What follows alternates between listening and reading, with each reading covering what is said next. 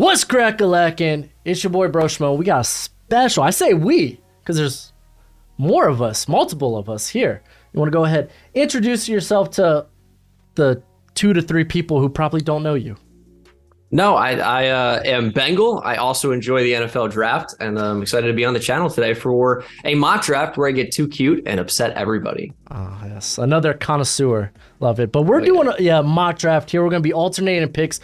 Going ahead, doing the first round. Bengals going to start us off with pick 1, and we went ahead, did the trade, so Chicago Bears fans won't cry about it. I'll go ahead, take the heat for that.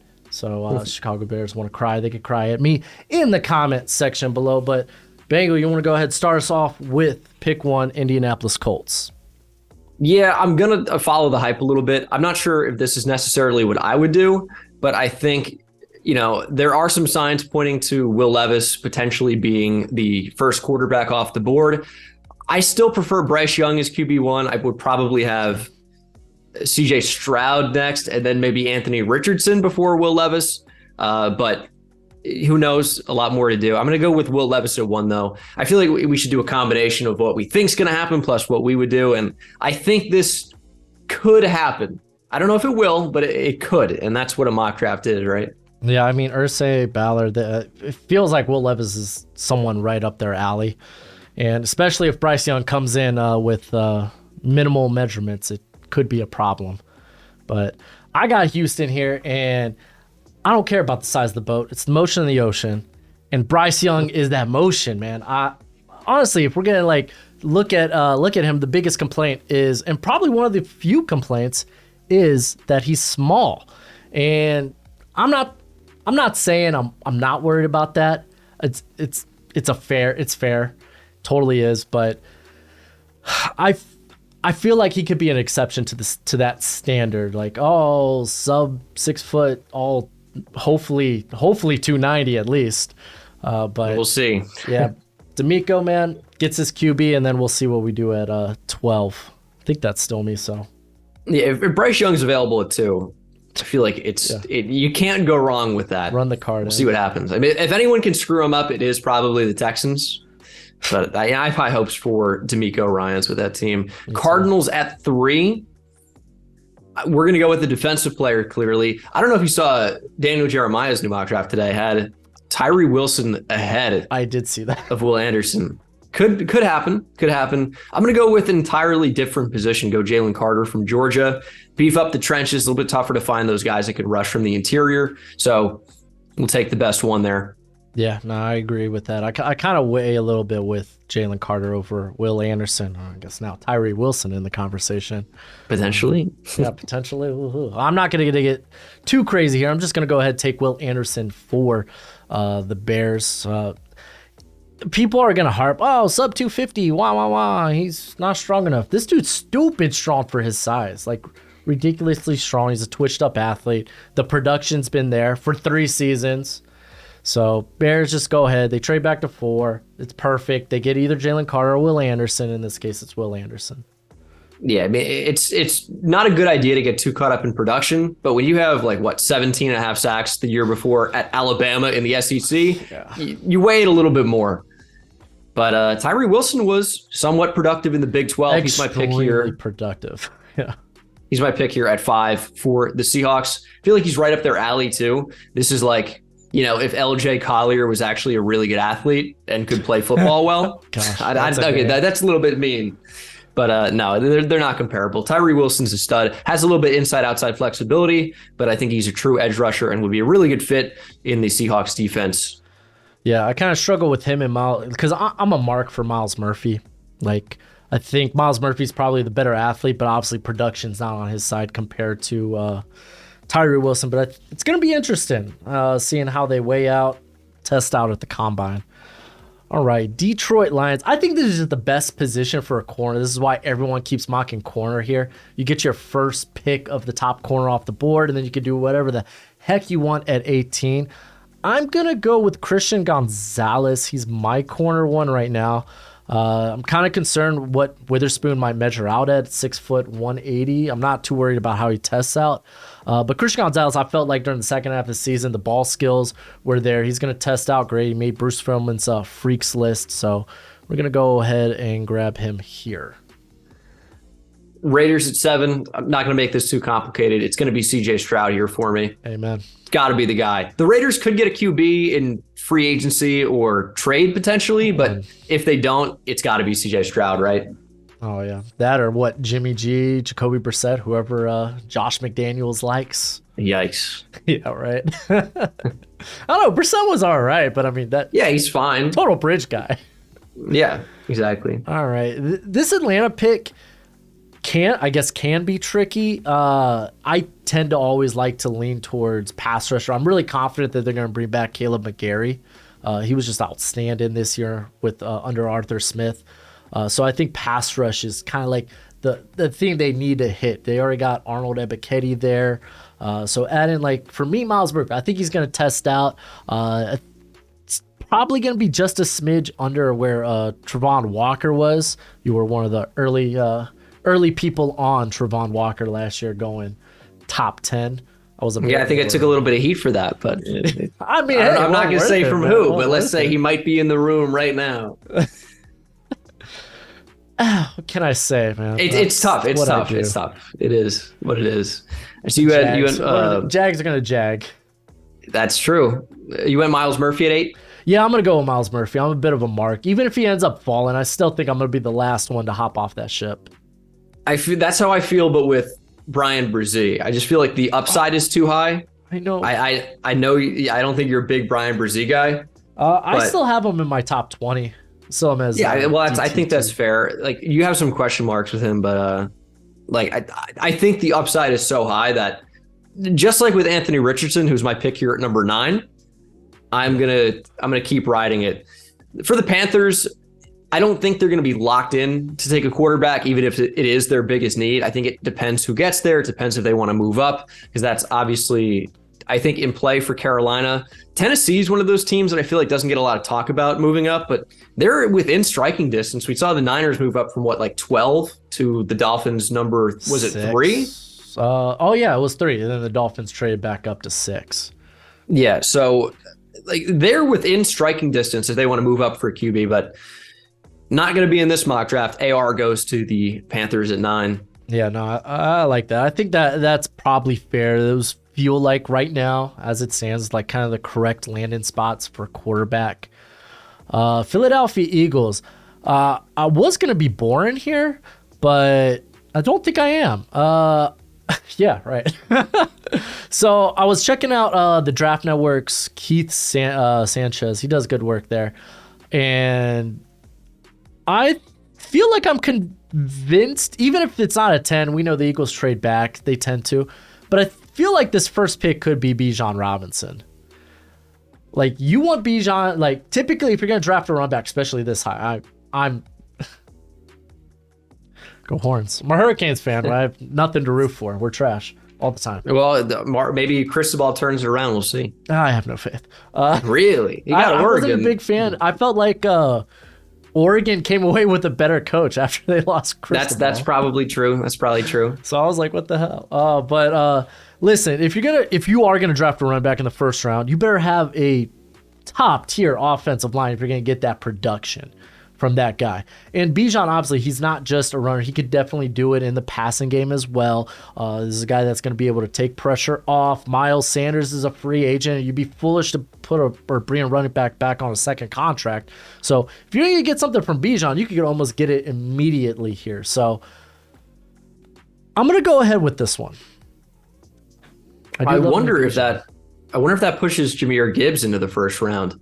Yeah, I know, right? That'll be interesting. Yeah, I would hate this as a Giants fan and a Texas fan. I love Bijan, and this would break my heart. He's actually from Philly. My hometown. That's where he went to. Oh, really? Is he Tempe?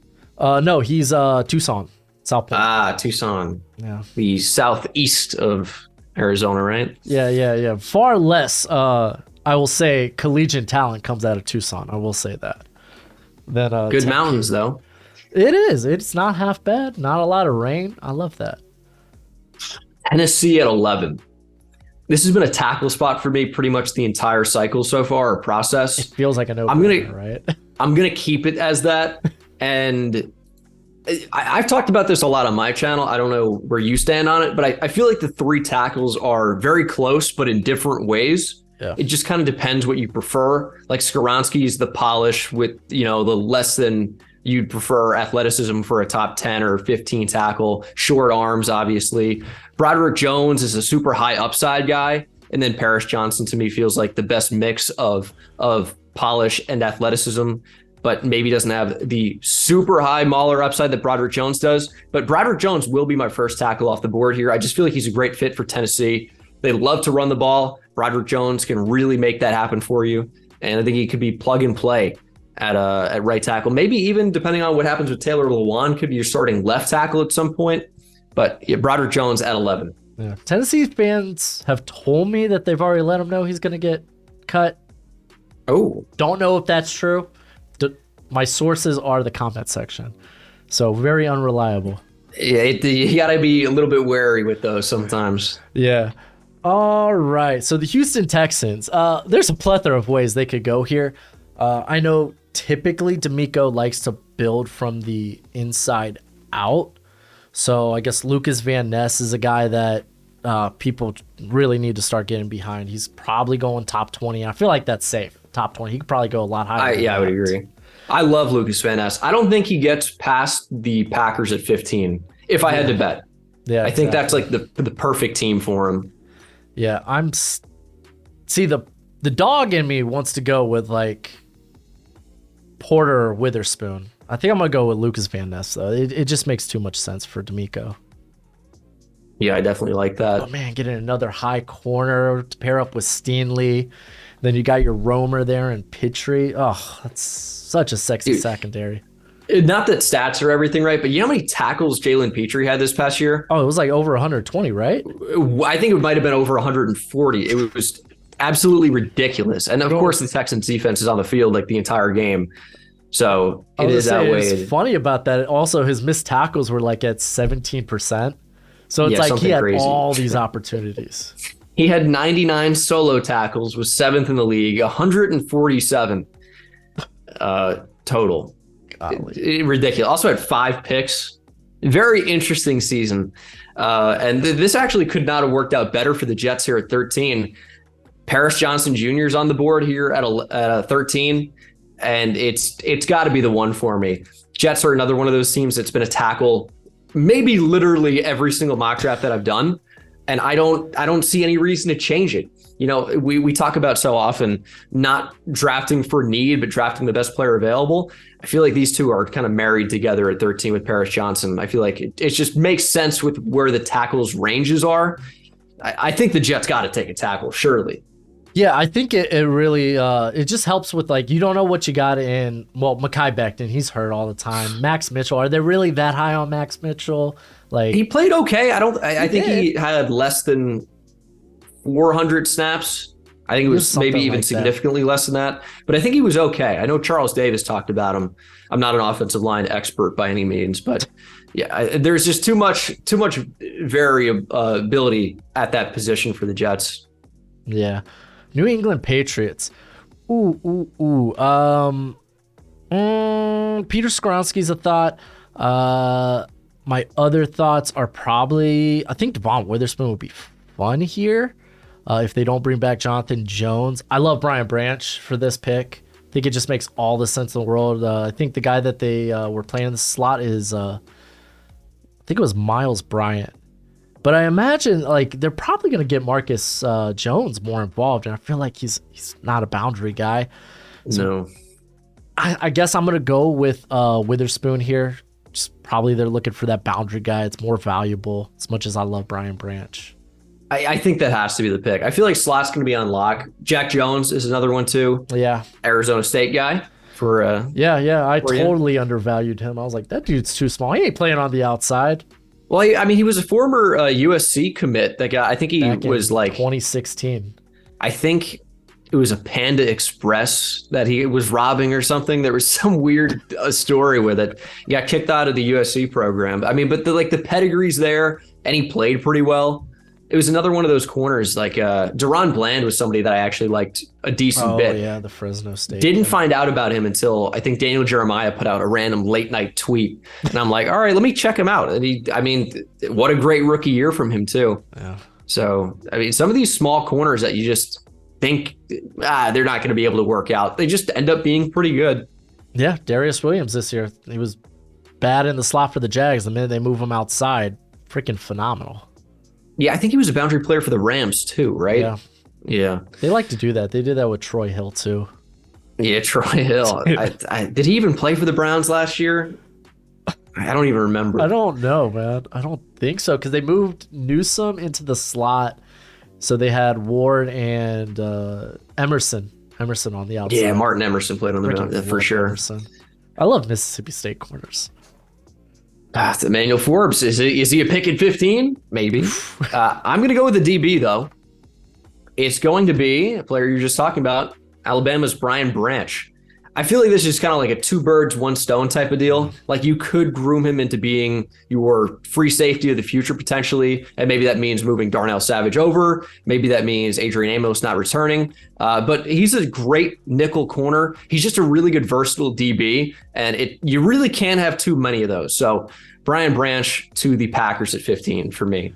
All right, we're gonna just have a run on defensive backfield, or the defensive backfield, because Washington, I think, man, corner, so volatile of a position. Grab talent, grab competition, grab depth. Joey Porter feels like just a natural for Jack Del Rio's defense, so I'm gonna go with him there. Yeah, I think that had to be the guy. This actually shapes up really interestingly for the Steelers at 17. Right. And I think, I really like the potential of this pick. I have draft tendencies. I don't know if you kind of get into them as well, where like you're kind of drafting the same type of guys in the same range. But I don't really think Peter Skoronski is going to be a top 10 guy because of the arm length. I think he goes a lot closer to the middle of the first round. And here he is at 17. The Steelers have needs all across the offensive line. And this is someone that could profile on the inside at a number of different positions or potentially stick at tackle. I feel like this is way too good of a fit for the Steelers. I'm going Peter Skoronski at 17. Yeah. I think with the Steelers, like last year I did this with Mike Tomlin. Like he was really into the quarterback class last year at Mobile. And again, it's just kind of overhyping stuff at the Senior Bowl. And he was really into the offensive lineman this year. So it's like, I'm like thinking, oh man, with that first pick in the second round, maybe like a Darnell Wright or Dwan Jones, those two guys, if they're available. I mean, I don't know. We'll see. I got Detroit here. Son of a gun. Man, a lot of good players came off the board. And this Brian Branch would have been a good one. Yeah, I just love that. Just keep adding to the secondary. Brian Brazier's honestly probably the top guy here for me. So I look around. I don't know if I want to do anything. Yeah, I don't think there's really anything spicy you could do with this pick. Yeah, I like Brian Brazier here. Like you said, he's a high upside, high tools guy. Haven't really seen it since his freshman year, but he had the ACL injury in his sophomore year, so he only played like 3.5 games. And then this year he was dealing with all kinds of just family and then the kidney infection. So, yeah, I'm just kind of, I mean, at this point, you just kind of hope, like, if it works out, then you're going to look like a genius at 18. I mean, it kind of reminds me, he dropped for different reasons. Maybe injury factored in, but Jeffrey Simmons made it all the way down, the Titans around this range, and it becomes one of the best interior defensive linemen in the league. Like, you could have seen it coming. If you watch Jeffrey Simmons at Mississippi State, Dude, he was an animal. So, and another one, Jonathan Allen dropped to this range as well. And Jonathan Allen is one of the best interior defensive linemen I've watched in my time of doing this, which seems crazy, but he was so good at Bama and has been really good in the league. I like Brzee at 18 a ton. Bucks at 19 gets a little bit more difficult because they have a number of different ways they could go. Quarterbacks are off the board. This has been one of my least favorite positions to mock for the entire time. I'm like, what do you do if you're the Bucks? Yeah, you could say corner. Good. You got Jamel Dean's a free agent, right? Yeah, and Sean Murphy-Bunting. Yeah, even though he's not that good anymore, which is weird. I don't know why he fell off. Like the receivers are on the board. This could be the first receiver potentially, just because Mike Evans getting a little bit older and you don't really have a solid three unless you like Scotty Miller, right? Man, what a banger.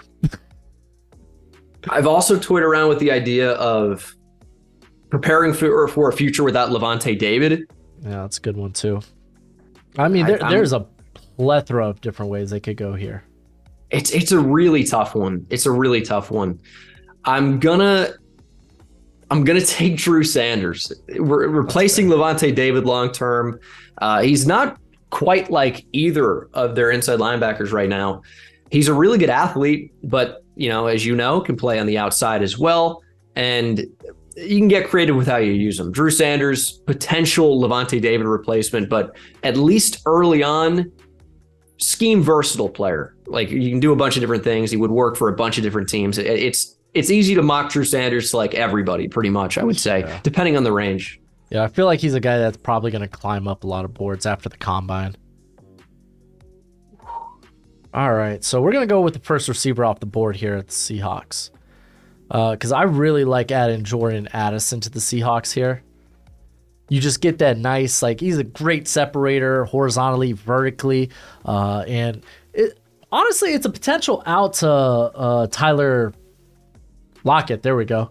Tyler Lockett in the future, if you want to go that way. But, I mean, going with 3 receivers deep like that, I assume bringing back Geno Smith, just give him all the weapons in the world. I feel like there's a lot of good ways you could go here for the Seahawks, but I really think Jordan Addison's getting kind of slept on. He gets lost in this wide receiver shuffle a little bit. Yeah, definitely like Addison. It's funny with Tyler Lockett, though. I feel like he's been 30 for like 5 years, but he like just turned 30 in September. But I don't know. I'm tempted to go back-to-back receivers. In the last mock I did, I gave the Chargers Jalen Hyatt because I think it could happen. But we're gonna mix it up today. I'm not like a super huge Hyatt fan because there's just too many unknowns for me, and it's tough when you're doing like prospect rankings. Do you prefer the guy that could be great, or do you prefer the guy that has shown you a little bit more?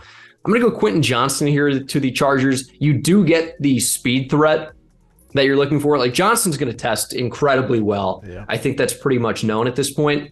Just worry about, does he play as physical as his size would suggest? I don't think this is another Mike Williams. I think people are trying to compare him. I don't think they're very comparable other than just being big dudes. But Quentin Johnston gives you some speed. Like, he's going to test really well. When he runs like low 4.4s at 6'4" or whatever, people are going to start being like, okay, this might be what the Chargers need on offense.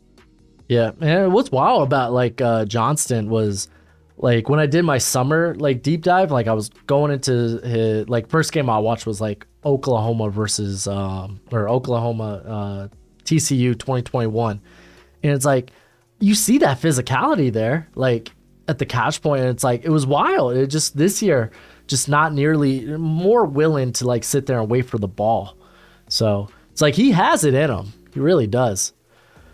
Oh, Baltimore Ravens. Are we just gonna go on a run on wide receivers? Is that just it? Yeah, I think that's it. I'm gonna go with Jackson Smith and Njigba here. One of the better run blocking tight ends, wide receivers. Guy that can create after the catch. Help underneath. They kind of got the speed there in Devin Duvernay, but also that, there we go again. But there's also going to be, I think, plenty of speed left on day 2 if they want to kind of double dip at the position. Then again, they don't have a pick till the 3rd round, so. Dude, some of these receivers in this class can fly. Jeez, yeah, no kidding. I mean, Jordan Addison, I think, is going to run pretty well, and he might not even be like top 4 or 5 fastest receivers in this class. Jalen Hyatt, Zay Flowers, Josh Downs. I mean, who knows what Tank Dell's going to do? Tell, man, that dude's Tyler Scott from Cincy. Yeah, Tyler Scott's one. Jaden Reed. Like there's some dudes that can run in this class. So you went Jackson Smith and Njigba for the Ravens? Yep, JSN. would have been a good fit for the Vikings at 23, I think. Yeah. What do we do instead? I think we got to go corner. There are some good ones available. No more Ed Donatel, but you could still use some DBs that can play.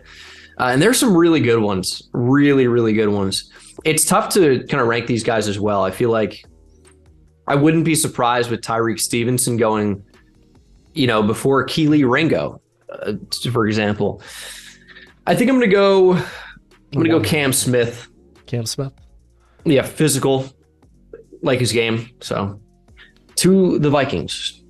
Yeah. All right, Jacksonville Jaguars. Are we going tight end here? Oh, man. It's just like Michael Mayer's just sitting there. All right. I like the idea of getting a slot/box option. That's why I think Antonio Johnson's also a good pick here. I think that's a fantastic pick. Yeah. Also Osiris Torrance, I think, because it's really their guard play was kind of sus. Tyler Shantley, good reserve, not ideal starter. They have Ben Barch there, but it's like, this is tough. And I also I'm not a big fan of Rashawn Jenkins. I think he's serviceable, but I think a lot of people overhype him a lot. Yeah, because of that contract. Yeah, the Jags gave him so much money. So they had to do what they did to bring in the Jacksonville tax. Yeah. I'm gonna go with Antonio Johnson. I really do like that fit there, because I mean, even with Jenkins there, he could come in and be your big slot early on. Yeah, Antonio Johnson's really good. He's someone who got a lot of hype early on and then kind of fell off a bit just because I think he plays safety/nickel. But he was so good when I watched him in the summer. So I'm excited about his potential. And my Giants at 25. Everyone wants to give the Giants a receiver. I think it could happen. It's certainly a big need. We're going to beef up the trenches, though. Osiris Torrance is here at 25. That's my pick. A lot of different ways the Giants could go. They were a playoff team without a lot of talent on the roster. So it could be a receiver for me. It could be a guard. It could be a defensive lineman. It could be a linebacker. It could be a corner for sure. Too many different ways to go. We're just going to go maybe with BPA. Yeah, I think that's good. Also, another, I've been opening up my mind to Zay Flowers for the Giants. And I know it's smaller, but it's like, man, all that speed with Wandale. Mm-hmm. I just worry about maybe two slots. Yeah, no. I don't know if Zay Flowers has the profile on the outside. Yeah, I was going to say, with Jackson Smith and Jigba, I complain about that a lot for the Giants, too. All right, Dallas Cowboys. I know this cat's fallen out of everybody's mock drafts for the most part. I still like Keely Ringo. I think he would be an extraordinary, a very good fit there for Dan Quinn next to Trevon Diggs. He's big. He's fast. He's going to test big. He's going to test fast. So, yeah, I'm going to go with Ringo there. That is a really good matchup with Dan Quinn. Loves his big corners. Yeah, Ringo's a tough one because all the athleticism and, just ups and downs. But I feel like other than the Marvin Harrison Jr. game, he was actually pretty good this year. Had a couple of mental lapses, we can say. But yeah, he's probably too good to get out of the first round. Buffalo at 27. Would have liked Antonio Johnson. I would have liked Osiris Torrance, both off the board. I'm going to go with TCU's Steve Avila. Ooh, like that. Could be potential guard one. So to get him here at 27, I feel like is not so bad. Yeah, a lot of people were already talking about him late day too, and now it's after that Senior Bowl. He played well against Georgia too. Yeah. He and Michigan, he's a player. And confirmed, he is a player. He plays football, he might be even better than average. Yeah. All right, so this is funky with the tight end, with Michael Mayer slipping here. It's oh man, it's so good value, but it's there's enough good tight ends where you could probably take one at the end of round 2 if you're that hell bent on replacing Hayden. Will they make it that far though? You maybe Tucker Kraft and Sam Laporta could be available, but the other 4 could be off the board. Yeah, that's a kid. That's true. I think I'm kind of cool with those two guys though. More cool with Tucker Kraft. Sam Laporta's he's interesting. Highly productive. Golly, dude, 24 missed tackles this past season too. Just really? Jeez. Yeah, I know. It led all tight ends. I didn't know that until a couple of days ago. I was like, what I hadn't seen that. But man, he's got some drops. I know the quarterback play wasn't great, but he's got some funky drops. But I feel like a tackle, when you're looking in day 2, or at least the second round, you're probably staring at guys like Matthew Bergeron, probably the only name I could really think of, because then after that, there's a real fall from grace. So, with this in mind, I'm going to go with Darnell Wright. I thought he did a very good job at the Senior Bowl. He's obviously, he's a bit smaller than DeJuan Jones, but I do think he's a better mover. Yeah, I'm going to stick with Darnell Wright here. Anton Harrison also is a thought. I really love Anton Harrison. Just sucks that he was a junior. Haven't really talked about him this offseason. It's interesting for the Saints here. I feel like we can go another team so many different ways. I'm probably between keeping Kalijah Kancey like I did my most recent mock, try to upgrade the interior. I am going to instead go with a receiver, though, and I'm going to go with Zay Flowers. Keep building a track team down in New Orleans. Got great rookie in Chris Olave last year. Zay Flowers maybe profiles to be more of that slot guy. Rashid Shaheed, another deep threat. Like, you got some guys that can run there. Flowers in the slot, Olave on the outside. I can get behind for whoever is playing quarterback there. Man, that is some nasty speed. All right, we got the Eagles here. I took Bijan. I'm sure that was a banger pick for a lot of people. I'm sure I'm going to... No, they're going to love it. Oh, yeah, they're going to rave about it. How he never takes running back to top 30. Yeah, they don't take linebacker or corner either, apparently. So it's like... It can only be a defensive or offensive lineman. Yeah. See, I still feel good about the... I feel good about the corner position in round 2 and 3. So, yeah, like you said, defensive lineman, I think, is where it's at. And I don't think necessarily it has to be out on the edge with, they got Javon Hargrave. They have, I'm not positive if Fletcher Cox is a free agent or if he's got like void years and that's why he's a free agent, or regardless. Yeah, definitely. I think Ndamukong Suh and Linval Joseph were only 1-year deals. Yeah, they were. Milton Williams is like, we've kind of yet to see a lot from him. Yeah, I think he was playing more outside this year. I'm not positive about that. Don't quote me on that. Just throwing that out there. I'm going to actually, instead of Kalijah Kancey, because I really feel like the combine is going to be tough for him in terms of just his size. I'm curious about his arm length. Yeah. Very curious. Yeah, I'm hoping he is 6 foot. That would be bad if he was under. Yeah. He is apparently the Bryce Young of the defensive interior class. I'm going to go with the guy that I really liked out of the Senior Bowl, Adetomiwa Adebawore. Big fan because he came in 6 foot, 284, so he is one of these smaller tackles.